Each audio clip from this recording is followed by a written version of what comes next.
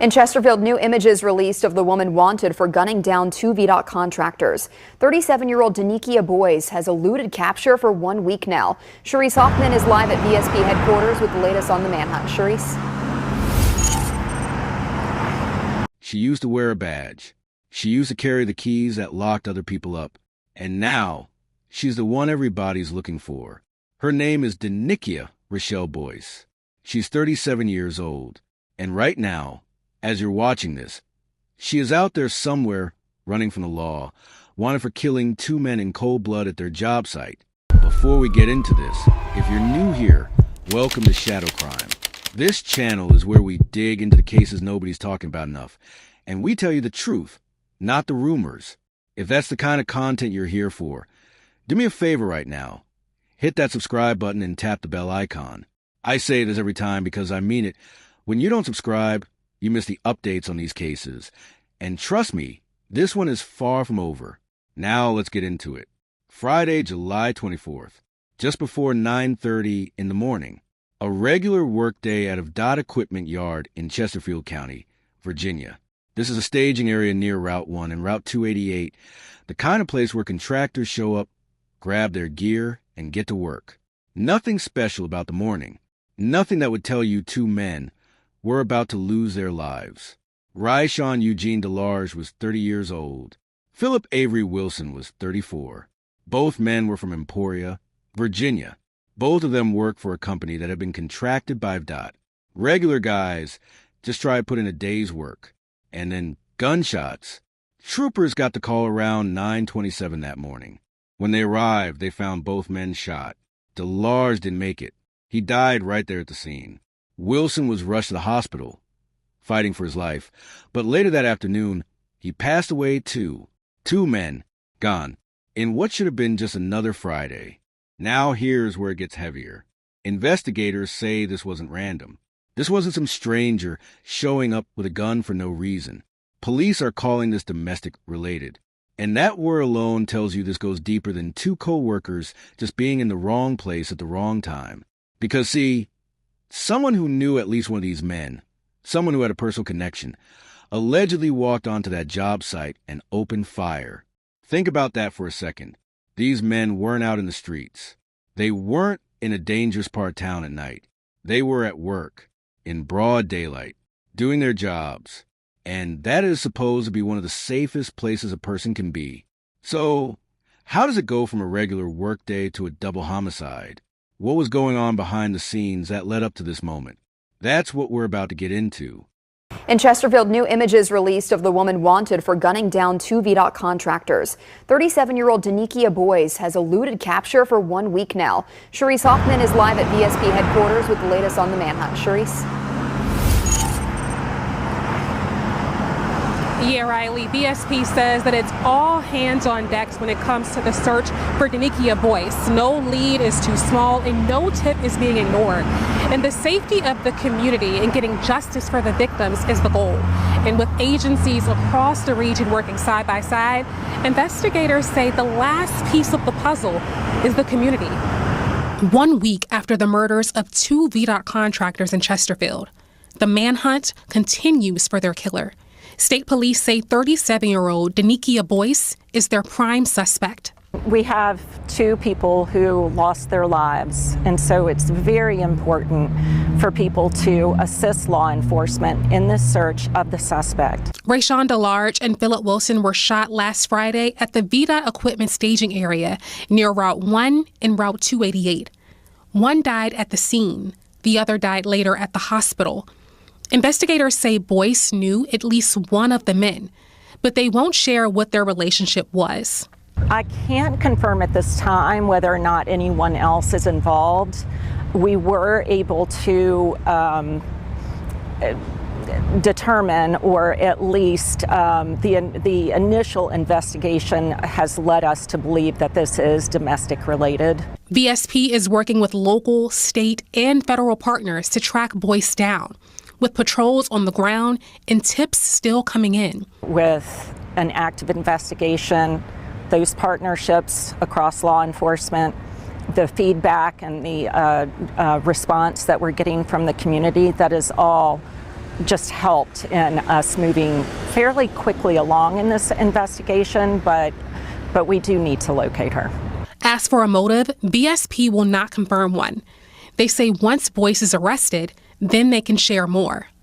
But right now, the main focus is finding her as soon as possible. Out of respect for the families and just trying to bring to justice a senseless crime, we ask everyone to just call in with tips. And again, please support law enforcement in our search and in our investigation. If you see Boyce, call 911 immediately and do not approach her. Live in Chesterfield County, Sharice Hoffman, 12 on your side. New at 6. Now let's talk about who police say is behind this. Her name, again, is Dennikia Boyce, 37 years old. Police describe her as a black woman, about 5'6", around 160 pounds, black hair, brown eyes. And on July 30th, nearly a week after the shooting, state police finally put her name and face out to the public. Here's what makes this case different. Investigators say Boyce was known to at least one of the victims. Now, police haven't come out and said exactly what that relationship was. They're keeping that part close to the chest, but sources close to the investigation are saying she was actually in a relationship with one of the two men who died that day. Sit with that for a second. If that's true, this isn't a stranger walking onto a job site with a gun. This is somebody who knew him, somebody who maybe used to laugh with him, maybe used to trust him, maybe used to love him. And now he's dead, and she's the one running. But here's the part of this story that really stopped me in my tracks. Dennikia Boyce used to work as a corrections officer, not just anywhere either, at Greensville Correctional Center. Think about the irony here. This is a woman who used to walk the halls of a prison, who used to be the one keeping order, keeping people locked away, standing on the side of law and order. The Virginia Department of Corrections actually confirmed this themselves. They said she is not currently an employee, but she did work there as a corrections officer, and her last day on the job was August 16th of last year, 2025. So less than a year after she walked away from that job, she's now the one being hunted by the very system she used to work inside of. She's not standing on the other side of the bars anymore. She's the one everybody's trying to find and bring in. And that's what makes this case so heavy for me, and I think for a lot of you watching too. Because when somebody has worn the badge, worn the uniform, understood how the system works from inside, and then ends up wanted for murder, it forces you to ask some real questions about what actually happened behind closed doors before that morning. What pushed things this far? What was the relationship really like behind closed doors before it ever got to that job site? Was this building for weeks, months, maybe longer, before anyone outside of that relationship ever saw it coming? Tonight, the search for a suspect wanted in connection to the killing of two VDOT contractors continues. Welcome to the news at 11. I'm Julie Bragg. Our crime insider John Burkett joins us live with the very latest on the search. And John, what's the update tonight? Well, she was entrusted with keeping people behind bars, Julie, but police say 37-year-old Dennikia Boyce is now running from the law. My sources tell me she was a correctional officer at the Greensville Correctional Center and romantically involved with one of the victims. Engine 217, Medic 203, and Battalion 202. Gunshot wound. 10,600. Round 1. A radio call early last Friday morning in Chester. Two men, VDOT contractors, shot. One would die on scene, the other hours later at a hospital. Evidence recovered on scene, witness statements, and flock camera images would help state police PCI agents determine it was a shooting with a domestic-related twist, and the woman they believe pulled the trigger, now identified as 37-year-old Dennikia Boyce. Multiple sources say she recently worked as a corrections officer at Greensville Correctional Center, and that's where she met and had a relationship with one of the victims. My sources tell me that Boyce, Julie, is considered armed and dangerous. She's been on the run for 6 days now. Sources also telling me she has ties to the Emporia area and several locations in North Carolina. If you know where she is, call 911. Live in Chesterfield County tonight, John Burkett, CBS 6 News. So where does this case stand right now? As of the most recent update, Dennikia Boyce is still out there, still on the run. Virginia State Police are not doing this alone either. They've brought in the U.S. Marshals Service to help track her down. When the Marshals get involved, law enforcement is treating this as serious as it gets. VSP spokesperson Robin Lawson actually spoke publicly about where things stand, and she was honest about what they do and don't know right now. She said investigators can't confirm whether anyone else was involved in this. She said the initial investigation points to this being domestic related, but a clear motive still hasn't been confirmed. Police are saying once Boyce is caught, that's when more details are going to come out. Lawson also said something that really stuck with me. She talked about how much law enforcement is leaning on the community right now, tips coming in, partnerships across different agencies, all of it moving this investigation forward. And she said something so simple but so true, out of respect for the families, and to bring justice for what she called a senseless crime. They're asking everybody to just call in if they know something.